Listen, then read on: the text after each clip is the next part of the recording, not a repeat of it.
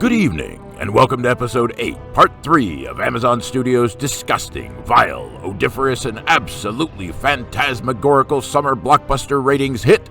Yes, that's right, ladies and gentlemen. It's The Lord of the Rings, the pile of excrement. Now, I've already done enough whining and complaining about this stupid series. It seems with each progressive episode, these videos have grown more and more bloated. So what I'd like to do here is just bring it back to the basics. I started this series just picking apart random scenes, so let's bring it around full circle and wrap this nightmare up nice and tight.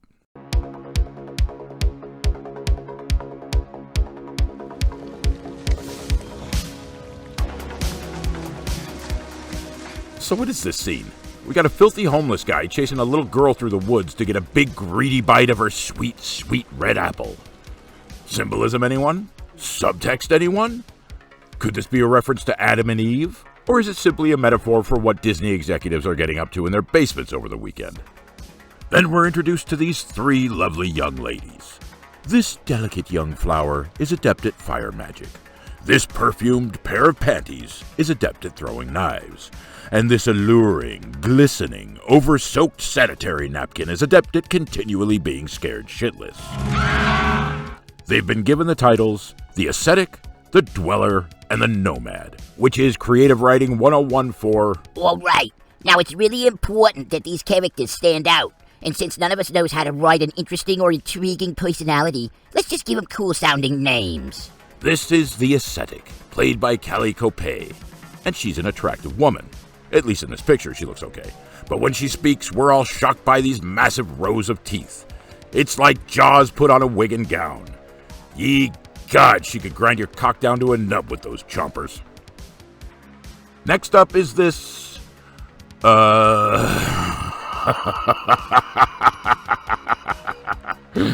am I supposed to say here? I think I see a nice body under all that fabric. It's kind of hard to say. This is Bertie, Sisson, who plays the Dweller. And I gotta be frank, I don't know if I'm looking at a runway model or a plumber, if you get what I'm saying.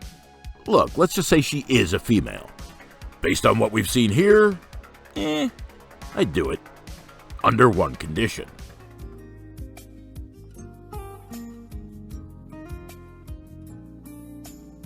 Oh, Bertie, the show is a success. You know, the bed looks pretty cozy. What say we, get a little bouncy going, baby? Coochie coochie coochie coo. Coochie coochie coochie coochie coo. Coochie coochie coochie coochie. Ooh, ah!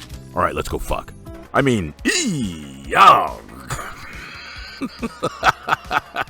I didn't know Robert Armayo had a sister. Anyway, I actually wanted to talk about Edith Poor, who plays the Nomad. And am I wrong, or is she smoking hot in a really weird way? I don't know what it is exactly. Maybe it's that freakish alien look because her eyes are too far apart. But damn, is she good looking. Oh yeah, open wide, baby. What is it? Oh my God, she's even got a perfect nose. Look at it. That's the kind of nose artists draw on hot girls in comic books. Damn, she's beautiful. I'd eat hot dogs squeezed out of this bitch's asshole.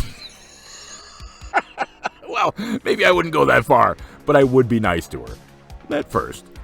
But then, of course, we'd get into an argument over shoes or something stupid, and then it'd get heated, and she'd trip and hit her head while I was chasing her with an axe, and there'd be blood everywhere, and I'd panic and bury the body in a shallow grave, and the body'd be found because isn't that just my luck? And there'd be a manhunt, and I'd do something desperate, like take a family of hillbillies hostage in their dilapidated shanty, and of course I'd fall in love with Becky Lou, and of course she'd be nuts, and she'd push me to off her old pa so she could escape this shitty life and run off to New York to become a fashion designer. And she'd score a great job in Manhattan, but her boss would sexually harass her, and she'd turn to booze and pills, and what the fuck am I talking about?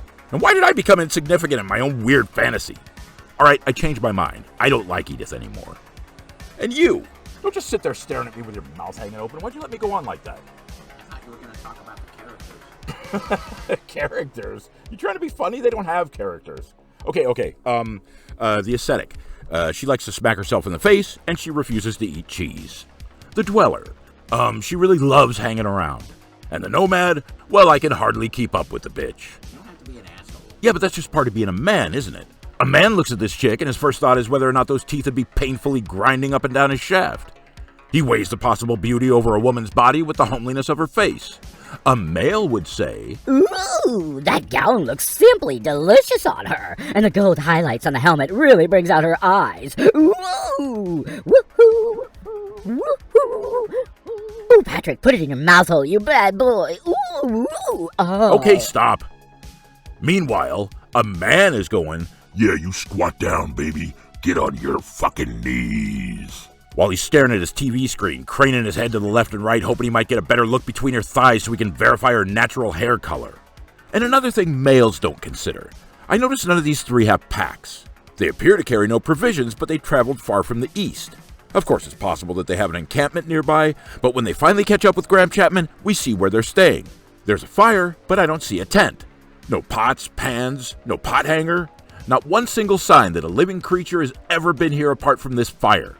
So how do they live? Do they spend their evenings eating bugs and boogers? Ew. Slurping up each other's menstrual blood through silly straws? Oh, God. Oh, Birdie's having a rather heavy flow. Let's get to sucking. Imagine a wad of pubes get sucked up and these bitches are coughing up hairballs all night. Oh, my God, please stop. But this is just another example of writers glossing over the minutia of reality. Just because it's fantasy doesn't mean the day-to-day details of life aren't important. Am I taking a shit? No, I don't want to watch any of these perfect little angels taking a shit. Well, maybe this one. And definitely this one. That's gotta be messy. Oh, you sick fuck. But this is what I'm talking about. Some of this minutia is actually important. These three have traveled possibly thousands of miles to find this guy. So how are they alive?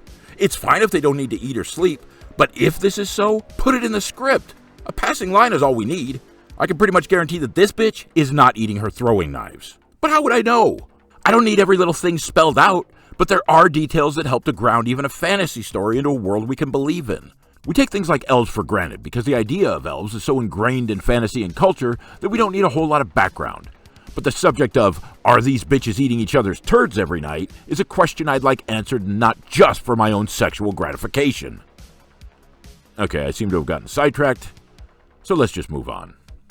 So these three are positive that this transient is Sauron. They're so positive that the one thing he'll know for certain is this set of stars, that it would seem the only item that they've decided to lug along on this journey is this wonderfully ornate toilet seat with the constellation etched into its lid. Later, they share their beliefs with him, and this happens.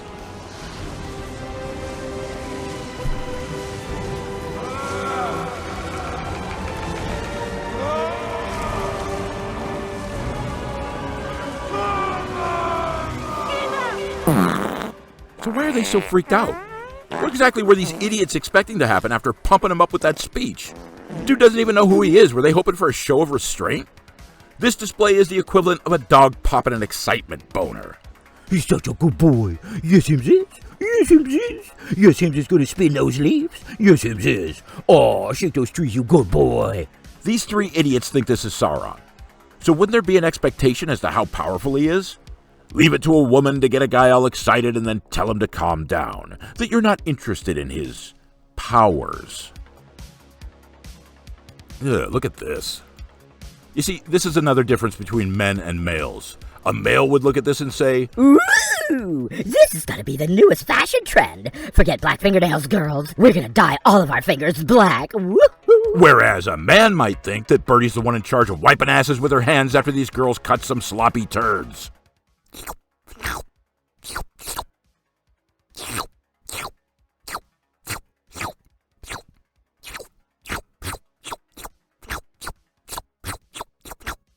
Anyway. In time, he will learn to control his powers. For now, bind him. So what is binding him gonna do? I mean, I've seen the movie Bound in slow motion many times on a loop. Well, parts of it. Okay, one part. Look, I don't think Amazon's going in that direction with this story. And if they were, you probably wouldn't have to knock this guy out to bind him. Any sane man would go along willingly with that plan. I'm sorry, is a wizard being unable to use his hands kind of like kryptonite in Middle-earth? Gandalf, save us! I can't. I'm busy jerking off Gimli. Look, eventually this guy's gonna wake up scared and pissed off, and I don't think old Birdie here repeatedly knocking this guy out by blowing farts into his face is a viable long-term solution. Ugh. Then maybe she can go wipe. That sounded wet. Ugh. For the love of God, woman, get some more Rosarita refries on the fire. We need to build up Birdie's power. Anyway, this is the part where my girlfriend smells disgusting, unwashed, musty Harfoot taint. Which leads us to the next subject.